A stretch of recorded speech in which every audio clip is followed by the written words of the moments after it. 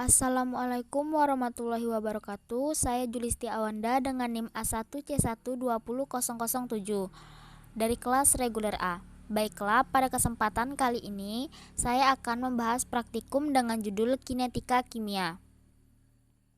Dengan tujuan percobaan, yang pertama, untuk mengukur percobaan konsentrasi reaksi menurut waktu. Yang kedua, untuk mengamati pengaruh konsentrasi suhu dan katalis pada laju reaksi.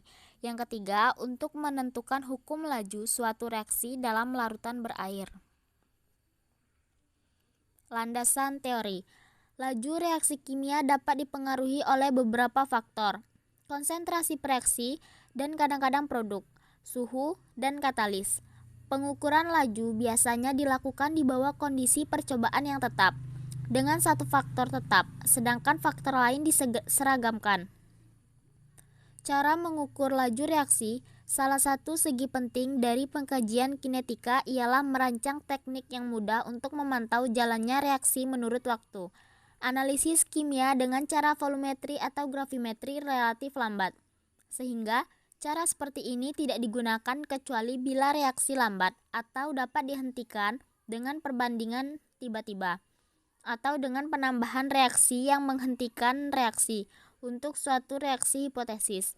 2B ditambah 3B menjadi C ditambah 5D. Hukum lajunya dapat berupa delta C per delta T sama dengan K AN BM, dengan K adalah tetapan laju, N adalah orde reaksi untuk A, dan M adalah orde reaksi untuk B. Orde reaksi keseluruhan adalah M tambah N. Orde reaksi hanya dapat ditentukan lewat percobaan, karena angka-angka ini tidak selalu sama dengan koefisien reaksi. Alat dan bahan. Yang pertama ada Erlenmeyer, stopwatch, amplas baja, labu bakar, tabung reaksi, gelas piala, bunsen, termometer, pipet tetes, larutan tiosulfat, air, asam hidroklorida, pita magnesium, HCl 2 molar, asam oksalat 0,1 molar, asam sulfat 6 molar, KMNO4 0,1 molar. Selanjutnya, prosedur kerja. Yang pertama, orde reaksi dalam reaksi natrium tiosulfat dengan asam hidroklorida. Erlenmeyer, dibuat campuran zat-zat reaksi dengan volume seperti tertera pada tabel. Dicampurkan dahulu larutan tiosulfat dengan air sebelum asam hidroklorida ditambahkan. Diputar Erlenmeyer agar campuran benar-benar homogen.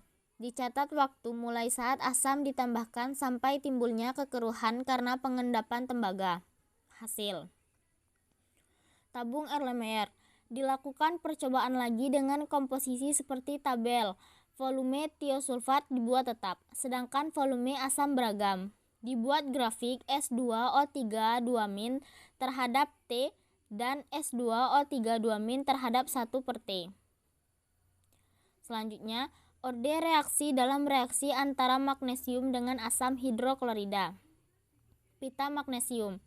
Dibersihkan dengan amplas baja, dikerat menjadi 16 potong yang panjangnya 2 cm. Dimasukkan masing-masing 1 potong logam ke dalam lapan Erlenmeyer yang telah disediakan. Sisihkan 8 potong lainnya. Labu takar 100 ml. Diencerkan larutan HCl 2 molar sampai konsentrasi seperti pada tabel. Dituangkan 100 ml larutan asam ini ke dalam Erlenmeyer dan segera dicatat waktu dengan stopwatch. Erlenmeyer. Digoyangkan sesekali agar magnesium tetap dalam keadaan bergerak. Dihentikan stopwatch segera setelah semua magnesium larut. Diulangi percobaan ini dengan memasukkan lagi potongan magnesium yang lain ke dalam larutan asam yang sama. Dicatat waktu dan dibuat grafik 1/T terhadap HCl dan 1/T terhadap HCl2. Selanjutnya, pengaruh suhu terhadap laju reaksi. 6 tabung reaksi diisi masing-masing dengan 8 ml asam oksalat 0,1 molar dan zat asam sulfat 6 molar. 3 gelas piala diisi sepenuhnya dengan air. Gelas piala 1 dididihkan, gelas piala 2 dipanaskan hingga 50 derajat Celcius, gelas piala 3 dibiarkan atau tidak dididihkan. Tabung reaksi. Dimasukkan 2 tabung reaksi ke dalam setiap piala. Dimasukkan 3 tetes KMNO4 0,1 setelah 10 menit. Diperhatikan perubahan warna dan dicatat waktu dan reaksi dalam setiap tabung. Selanjutnya, pengaruh katalis terhadap laju reaksi. 6 buah tabung reaksi. Ditambahkan 2 ml H2SO4 1 molar pada tabung 1 dan 2. Ditambahkan 1 ml H2SO4 1 molar pada tabung 3 dan 4. Ditambahkan 4 ml H2O pada tabung 5 dan 6. Diteteskan 3 tetes KMNO4 pada setiap tabung. Diperhatikan perubahan warna dan dicatat warna reaksi. Baiklah, sekian yang dapat saya sampaikan. Saya akhiri. Wassalamualaikum warahmatullahi wabarakatuh.